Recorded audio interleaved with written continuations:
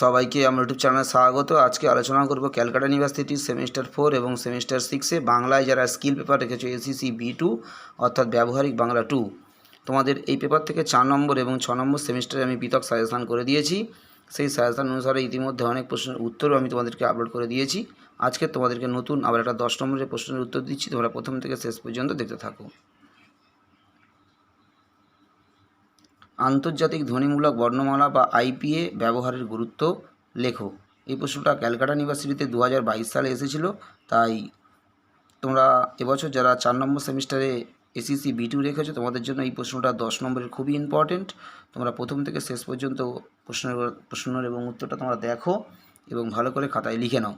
এবং 6 নম্বর সেমিস্টারের ক্ষেত্রে এই প্রশ্নটা 10 নম্বরের জন্য ইম্পর্টেন্ট না হলেও তোমরা 5 নম্বরের জন্য প্রিপারেশনটা অন্তত নিয়ে রাখো, কারণ তোমাদের 5 নম্বরের এই প্রশ্নের উত্তরটা তোমাদের জন্য 5 নম্বরের আসতে পারে। তাই তোমরা 10 নম্বরের প্রিপারেশান না নিলেও 5 নম্বরের মতো 5টা পয়েন্ট অন্তত তোমরা লিখে রাখো, 5 নম্বরের মতো করে রেখে দাও। 10 নম্বরে ইম্পর্টেন্ট না থাকলেও 5 নম্বরে ইম্পর্টেন্ট রয়েছে 6 নম্বর সেমিস্টারের জন্য।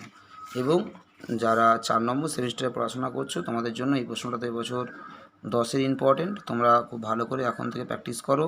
তোমাদেরকে উত্তরটা আমি দিয়ে দিচ্ছি, তোমরা ভালো করে খাতায় লিখে নাও।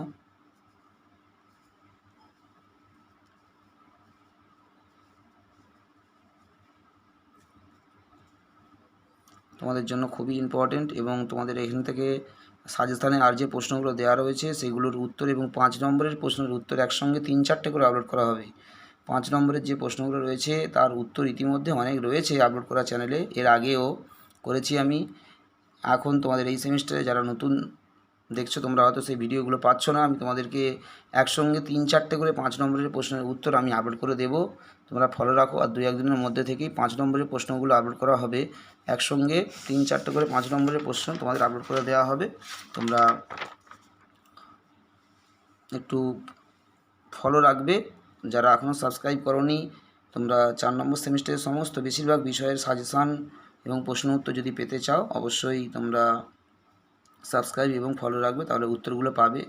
এবং যারা পূর্ববর্তী সেমিস্টারগুলো থেকে ফলো করছে তারা তো অবশ্যই সাজেশান এবং উত্তর পাচ্ছে। এবং যারা নতুন দেখছো, তোমরা অবশ্যই সাজেশান এবং উত্তরের জন্য চ্যানেলটা তোমরা সাবস্ক্রাইব করে রাখো, ফলো করে রাখো, তাহলে তোমরা সমস্ত উত্তর পাবে। সবাই ভালো থেকো, সুস্থ থেকো, সবাইকে নমস্কার।